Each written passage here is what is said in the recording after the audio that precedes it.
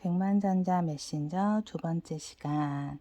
제가 지금 읽고 있는 부분은 생각법에 대해서 봤고요. 생각법의 첫 번째는 자존감, 두 번째는 자기 혁신, 그리고 세 번째 얘기 나누기 시작할 두려움 극복이라고 되어 있는데, 두려움 극복에서 공감 갔던, 이해가 갔던 부분들이 있어서 조금 체크를 해놨어요. 빨리 사업을 키우고 싶지만 성과는 항상 기대보다 늦게 찾아온다. 그래도 당신은 이 기간을 통해 도전과 자유, 주인정신, 고객과의 관계가 매우 의미 있다고 여기게 될 것이다. 메신저 산업에서 초보자들은 첫 2년을 견디지 못하고 그만두는 경우가 대다수이다.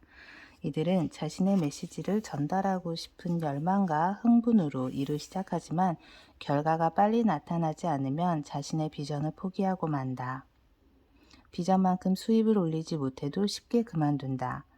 또한 바라는 속도로 바라는 수준만큼 돈을 벌지 못하면 그 일을 그만두거나 목표를 낮추곤 한다. 그러나 현재 사업 규모가 작더라도 꿈까지 그에 맞춰 줄이지는 마라. 이제 시작 단계이지 않는가. 섣불리 비전을 포기하거나 목표를 낮추어선 안 된다.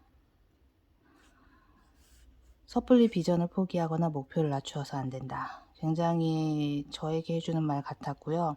저는 도전이 빠른 만큼 해보고 안 되면은 접는 것도 되게 좀 빠른 편이에요. 포기가 빠른 편이라고 할 수 있겠죠. 아니다 싶은 거는 잽싸게 접어버리거든요.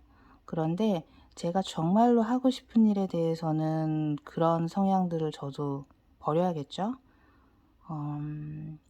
정말 열심히 해서 공부하고 준비하고 해서 도전을 했다면 정말 줄이거나 포기하지 말아야 되고 목표를 낮춰서도 안 되겠고, 그런 마음을 먹게 되는 구절이었던 것 같아요.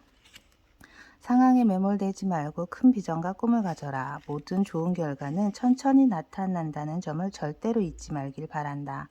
큰 기회가 오기를 인내하고 기다리면서 자신의 일이 매우 중요하고 언젠가 수많은 사람들을 돕게 될 것이라는 점을 항상 마음에 새겨라.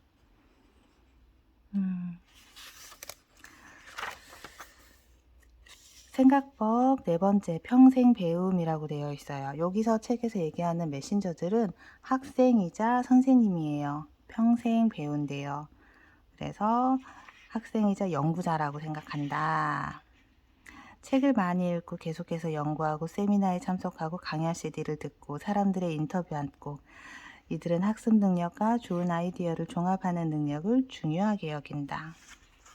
이런 부분들이 나오는데 잠깐 제 다짐들도 써놨어요. 1월에는 4권의 책을 읽었고 아직 2월에는 1권의 책밖에 못 읽었지만 최소 한 달에 1권이라는 책은 꼭 읽자라고 제가 써놨던 부분들, 그런 부분들이 있고, 생각법 5번째, 전문화하기.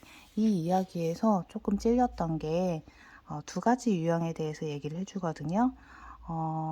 어떤 한 땅에, 되게 넓은 땅에, 광활한 땅에 보물을 묻어 놓고, 첫 번째 유형의 사람들은 땅을 살펴보고 아무 삽이나 집어서 땅을 파기 시작을 해요. 보물의 깊이가 얼마만큼에 있는지는 모르지만 땅을 파기 시작을 하는데, 어느 정도 땅을 팠다가 여긴 없나 보다 라고 판단해서 다시 옆에 땅을 다시 파기 시작하고, 여기 없나 보다 다시 옆에 땅을 파기 시작하고, 이렇게 해서 정말 땅을 군데군데 막 다 파고 결국에는 아무것도 얻지 못하게 되는 그런 얘기들이 나오고, 두 번째 유형의 사람에 대해서는 이곳이야 라고 생각을 하면 내가 조금만 더 파면 있을 거야 라는 생각으로 계속 한 우물만 파게 되는 거예요.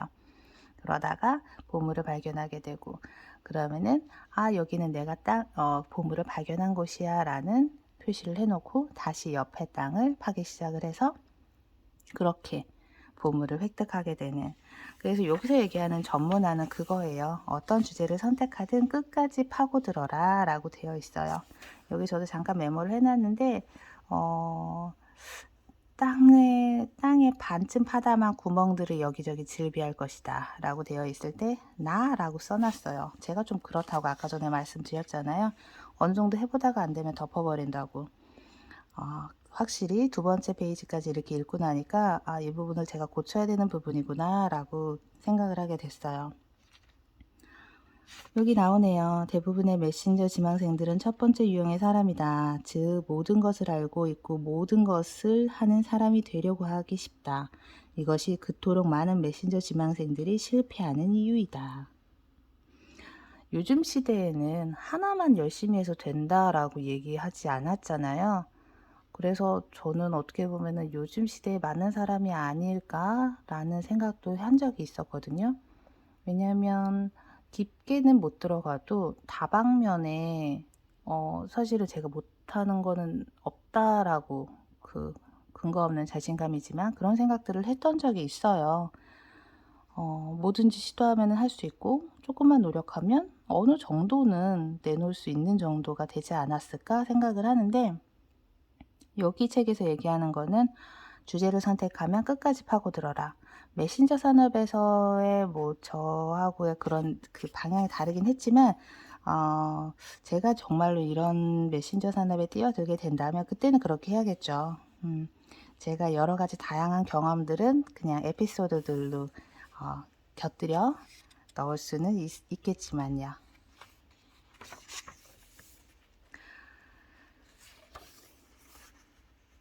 나에게 가장 잘 맞는 사업 방식을 택하라 라고 되어 있고요. 여기저기 돌아다니는 것을 싫어하지만 길을 잘 쓰는가? 그렇다면 작가나 온라인 마케터가 되는 편이 좋다. 무대나 조명을 좋아하는가? 새로운 도시에 방문하는 것을 좋아하는가? 그렇다면 강사나 세미나 리더가 되는 편을 선택하라. 아니면 고객들과 1대1로 일하거나 코치 혹은 컨설턴트로 일하는 쪽이 좋은가? 반드시 하나만 선택할 필요는 없대요. 그 얘기 쭉 나오는데 결국에는 모두 골고루 잘하라 라는 얘기로 마무리가 되더라고요. 어느 한쪽으로만 치우치지 말고 골고루 잘해라. 진정 메신저로서 발전하고 확장하려면 이 6개의 분야 모두 개발해야지 여러 수입원으로 여러 사업 모델을 만드는 편이 좋다라고 얘기들이 나오고요.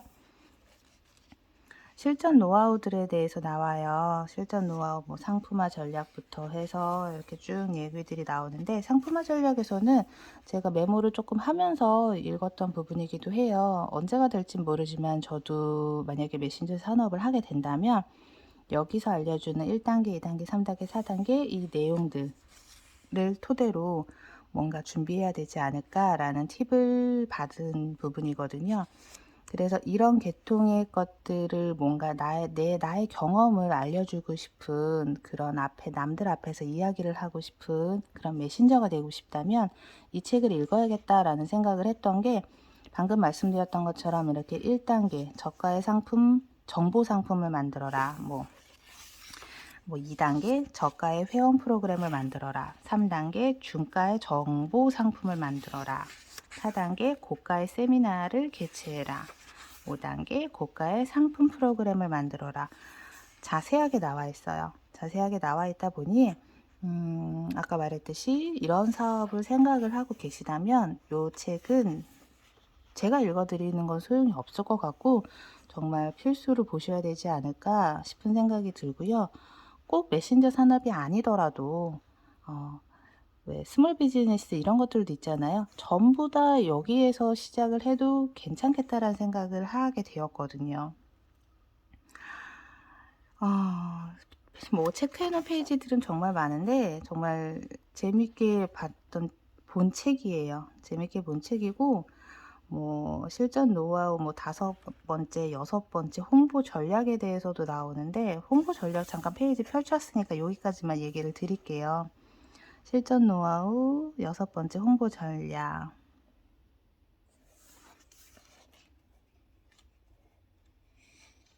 당신이 최우선으로 해야 할 일은 사람들을 가르치고 봉사하는 일이다.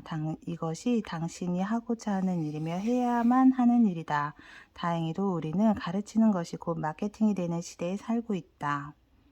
판매를 서두르지 말고 가치를 제공하면서 다가가라 라고 되어 있어요. 가끔 인스타그램이든 이렇게 인친들을 맺게 되면 가끔 약간 예의 없는 그러신 분들이 있어요.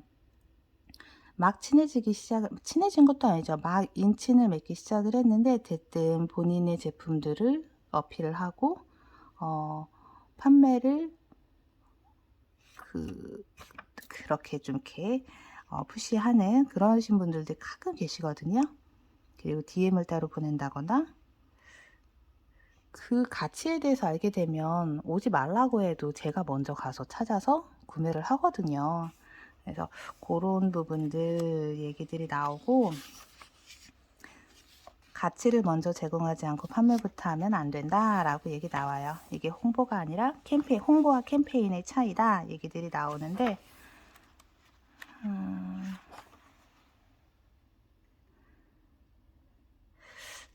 메일을 어떻게 벤치마킹하고 싶은, 같이 협력하고 협조하고 싶은 메신저에게 어떻게 메일을 보내는지, 그리고 어떻게 해야 되는지 그런 거에 대해서 나와서 이 부분도 조금 재밌게 읽었어요.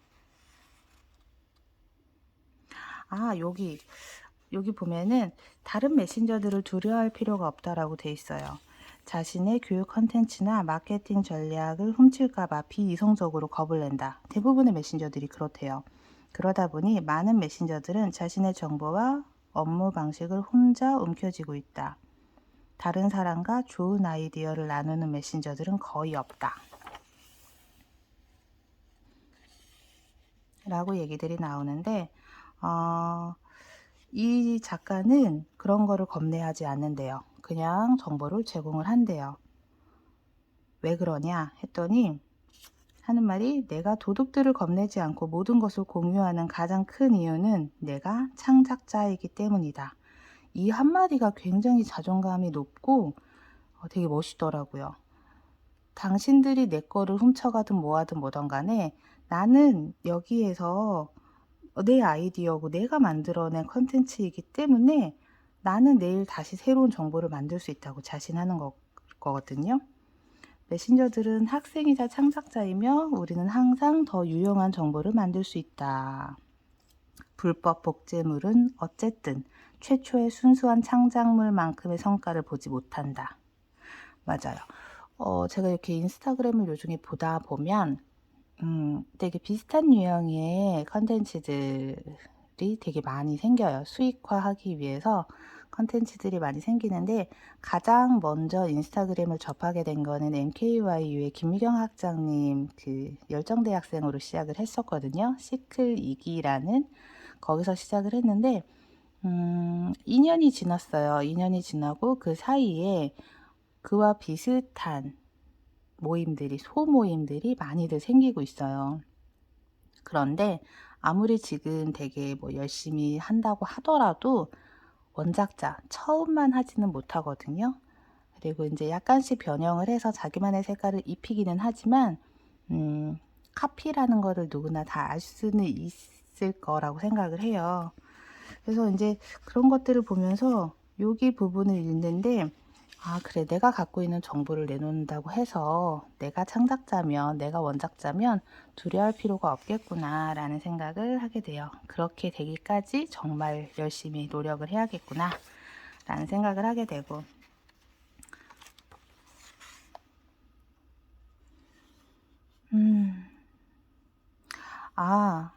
마지막으로 한 자리에만 너무 머물지 말래요.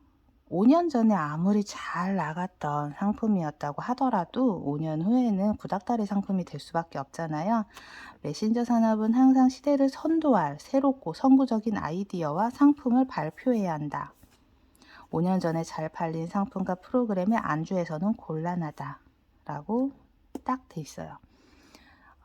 맞아요. 김미경 학장님 얘기가 되게 많이 나오는데, 김미경 학장님 같은 경우는 정말 트렌드에 민감하세요.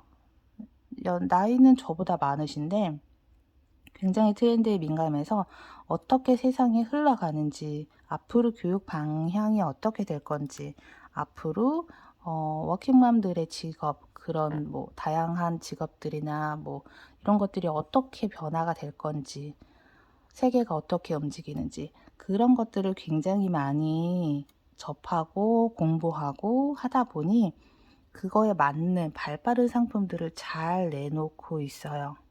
NFT도 그렇고 메타버스, 블록체인 이런 듣기만 해도 그게 무슨 소리야. 지금은 많이들 알고 계시지만 그런 내용들을 많이 얘기를 하고 계시고 그런 거에 관련된 수업을 만들어서 내놓고 계시고 맞는 것 같아요.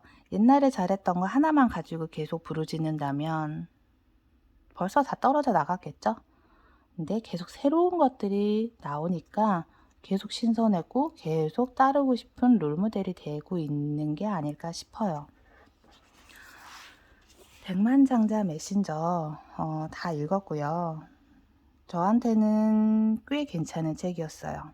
그래서 제가 나중에 어떤 산업을 어떻게 어떤 주제로 뭔가를 시작을 한다라고 했을 때는 다시 한번 정독을 해야 되는 책이 아닐까라는 생각을 하게 됐고 도움이 많이 됐던 책이기도 해요.